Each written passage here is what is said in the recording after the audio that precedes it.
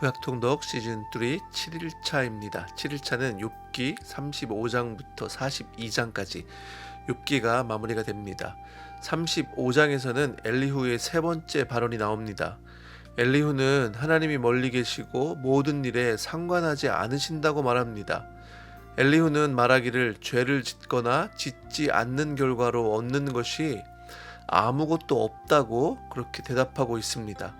하나님은 우리보다 너무 높은 곳에 계셔서 우리의 어떤 행동도 그분에게 아무 영향도 끼칠 수 없다고 말합니다.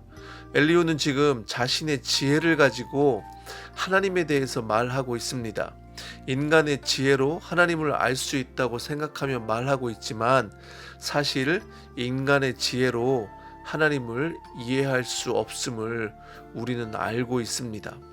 36장과 37장에서는 엘리후의 마지막 발언이 나오는데 여기에서는 지금까지의 내용과 좀 다르게 하나님을 향하는 장면으로 다시 돌아가고 있습니다.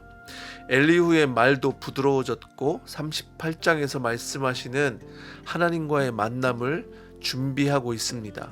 엘리후는 말하기를 하나님이 비록 고통을 허락하실지라도 그분은 의롭고 자비로우시다는 생각을 말하고 있습니다. 하나님은 의로운 자들을 보호하시며 지켜보신다고 말합니다. 그 후에 엘리후는 하나님에 대해서 이제 말하고 있습니다. 그러나 사람이 받는 고통은 하나님이 사람을 가르치시는 기회이기도 합니다.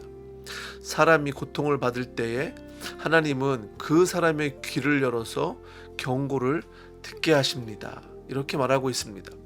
엘리후는 말하기를 하나님이 우리를 다루시는 손길이 아무리 고통스럽다 해도 그것은 치유를 가져오는 것이라고 말합니다. 하나님은 긍휼이 풍부하셔서 우리를 자기 길로 부드럽게 인도하시고 우리의 눈을 새 세상을 향해 열어주시고 새로운 음성과 노래를 향해 우리의 귀를 열어주시는 분이십니다. 38장부터는 마침내 하나님이 말씀을 하십니다. 38장과 39장에는 하나님이 만드신 이 세상에 있는 하나님의 놀라운 지혜를 말씀하고 있습니다. 하늘과 별들, 짐승들에 대해서 말씀하시면서 욥에게 질문합니다. 너는 별들을 보느냐? 너는 이런 것들을 깨닫느냐? 눈 곳간과 우박 창고에 들어가 보았느냐? 누가 까마귀에게 먹을 것을 공급하느냐? 하나님이 타조에게는 지혜를 주시지 않았다. 이렇게 욥에게 말씀하시면서 이런 것들을 보면서 감탄하면서 그것들을 즐기라고 하십니다. 하나님은 욥을 꾸짖기보다는 하나님의 지혜를 보여주시고 하나님의 세계 가운데 욥이 회복되기를 원하셨습니다. 우리의 인생도 하나님의 지혜를 경험하고 하나님의 창조 세계 가운데 나아갈 때 우리는 영육간에 회복될 수 있습니다. 우리의 시선을 세상을 바라보면서 또 하나님이 만드신 이 창조 세계를 즐길 수 있기를 원합니다. 하나님의 지혜에 대해서 욥은 고백하기를 자신은 비천한 사람이고 무엇이라고 말할 수가 없어서 결국 입을 막을 뿐이라고 욥은 고백하고 있습니다. 우리도 하나님의 위대하심 앞에 서면 우리의 입을 막을 수밖에 없습니다. 하나님의 위대하심 앞에 우리가 무슨 말을 할 수 있겠습니까? 하나님께서는 하마와 리워야단 그리고 악어에 대해서 말씀하시면서 하나님의 능력에 대해서 보여주십니다. 하마와 리워야단은 자연적 또 초자연적 힘의 절정을 상징하고 있습니다. 그들은 하나님의 세계에서 설명할 수 없는 부분이고 또 두려운 것을 나타내고 있습니다. 욥이 사는 세상에는 설명할 수 없는 무서운 신비가 존재하고 있음을 말씀하시고 그것은 인간의 능력을 초월하고 있습니다.